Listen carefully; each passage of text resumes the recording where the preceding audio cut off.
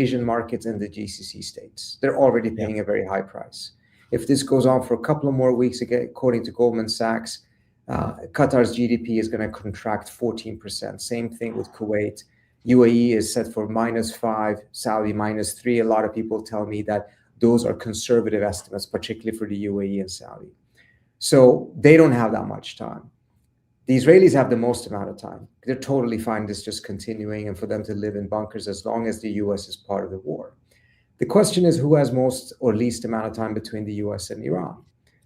And if it takes several weeks and months, perhaps, for the US and Israel to kill off as many of these leaders as possible, and they can still sustain the war, they can sustain the economic cost, they can sustain the political fallout at home, then perhaps the US can achieve it with this strategy. But most people I speak to from inside governments and outside don't believe that that is the case. They believe that the US's time frame is actually much shorter than the Iranian one.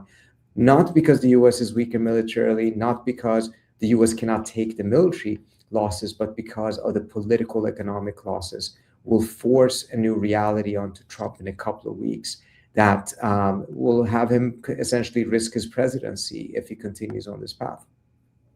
And are you worried about their munition stockpiles as well that everyone is talking about? They're being depleted. They're being depleted even before this war. How big of a concern is that? They've taken THAAD batteries out of South Korea, for example, which is pretty significant because it took a lot of political work to have these batteries in South Korea in the first place.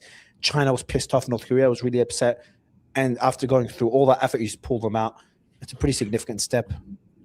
Yeah, not my area of expertise to see exactly where the stockpiles are, etc. But again, everything I read and people I talk to inside the government are extremely worried about this. Particularly mindful of the fact that the Iranians still have a very, very significant stockpile of rockets left and missiles. Including launchers? Despite the fact that we constantly hear that the Israelis took out X amount, but as someone else pointed out recently, it seems like the Iranians are always hovering around 100 launchers or so, despite the number of launchers that the Israelis claim that they have taken out. And look, without a doubt, the Iranians are taking huge hits. This is going to set them back economically, militarily for many, many years. But they're clearly the ones who understand that and have the capacity of taking those blows because they see this as existential. For Trump, this is not existential unless he goes so far that it really jeopardizes his presidency and the Republican Party, particularly with upcoming elections. But other than that, he could declare a victory today and try to get out of this. He would probably have to negotiate something with the Iranians in order for the Iranians to agree, but he can still declare victory, and most of the country will probably think, or most of his voters at least, will probably support him if he were to do so. And in terms of the drop in missile launches and drone launches by Iran, they've dropped significantly, but they're also happening on a daily basis across the Gulf, all Gulf nations and Israel. It's not like they reduce the amount of countries they strike. They're still striking the exact same countries, the UAE, Kuwait. The UAE in total has been struck more times than Israel, a lot more, 319 missiles plus 1,627 drones. Israel's 310 missiles plus 530 drones.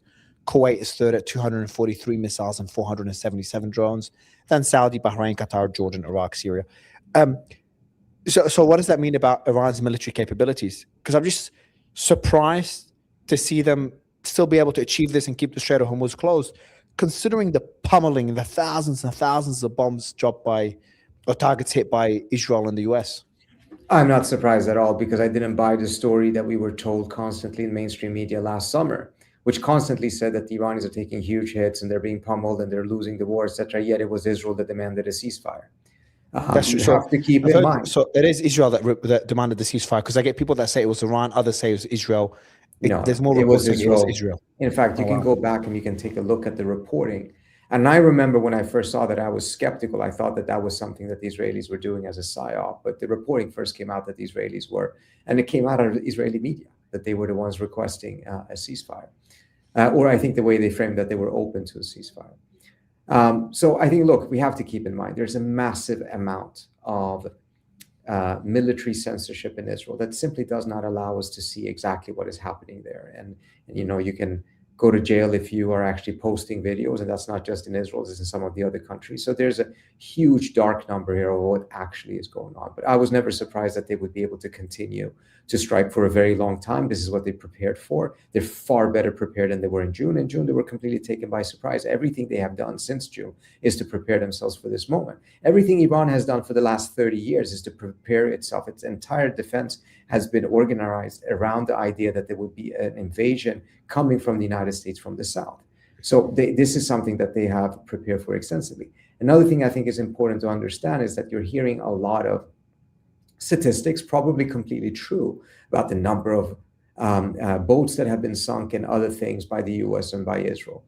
But that's not how you win wars. Those are just tactical data points. What's important is what are the strategic victories that you're scoring that really changes the trajectory of the situation. I don't see any at this point from the US that the US has achieved or Israel has achieved.